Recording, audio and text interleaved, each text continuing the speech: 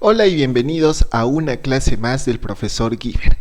El día de hoy vamos a hablar acerca del día del nacimiento de Ramón Castilla. Ramón Castilla y Marquesado nació un 31 de agosto de 1791 en Tarapacá. Entonces era el virreinato del Perú en esa época. Ramón Castilla fue presidente del Perú en 4 periodos. El primer periodo fue en 1844.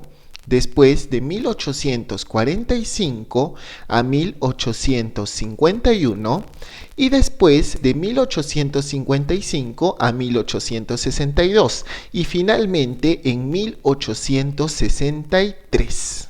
Ramón Castilla empezó su carrera militar al comienzo siendo parte del ejército español, para después enrolarse en las filas del ejército peruano al mando de don José de San Martín. Durante la presidencia de Agustín Gamarra, que fue un presidente del Perú, se le encargó la cartera del Tesoro, es decir, como si actualmente fuera un ministro, en la cual Ramón Castilla inició con las exportaciones de guano, producto altamente cotizado en los mercados internacionales.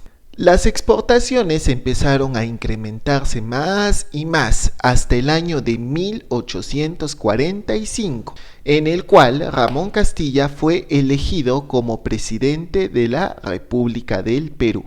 Ahora vamos a ver su primer mandato, el cual se extendió hasta 1851, en el cual las exportaciones del guano se fueron multiplicando, gracias a los convenios que tuvo con Anthony Gibbs, que se encargó de vender esto en el Reino Unido, y con la francesa Montané, que hizo lo propio en Francia.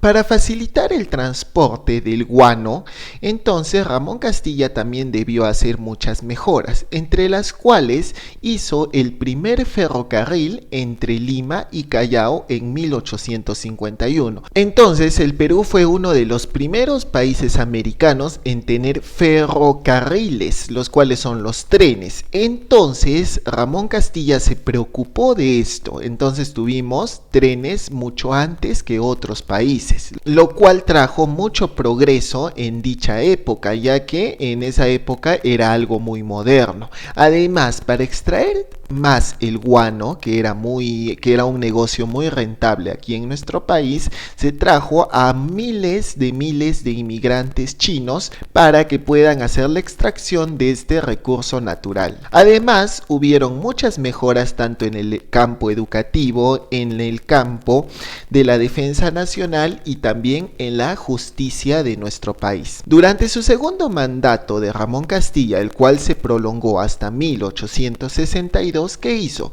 Promulgó una constitución política y además declaró la guerra a Ecuador en 1859, de la cual salió victorioso al conseguir la ocupación de Guayaquil, que condujo a la firma del Tratado de Mapasingue, la liberación de los esclavos, que fue decretada oficialmente en 1854, que reconoció a los afroperuanos como ciudadanos del país. Ramón Castilla muere el 30 de mayo de 1867. A pesar de tener muchos detractores y muchas personas que estaban en contra de las buenas obras que hacía, él es considerado uno de los mejores presidentes de la República en toda la historia de nuestro país, ¿no?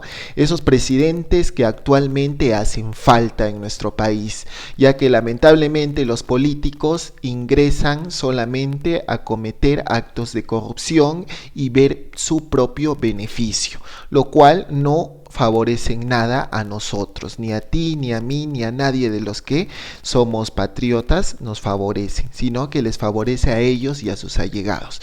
Por eso nosotros tenemos que saber a qué políticos escoger como presidentes o como representantes de nuestro país. Entonces ya hemos visto un claro ejemplo de un excelente presidente que fue Ramón Castilla. Entonces siempre a recordarlo y a leer más sobre él. Muy bien, quizás hace algunos minutos no lo sabías, pero ahora ya lo sabes. Nos vemos en una próxima clase. Hasta luego, alumnos.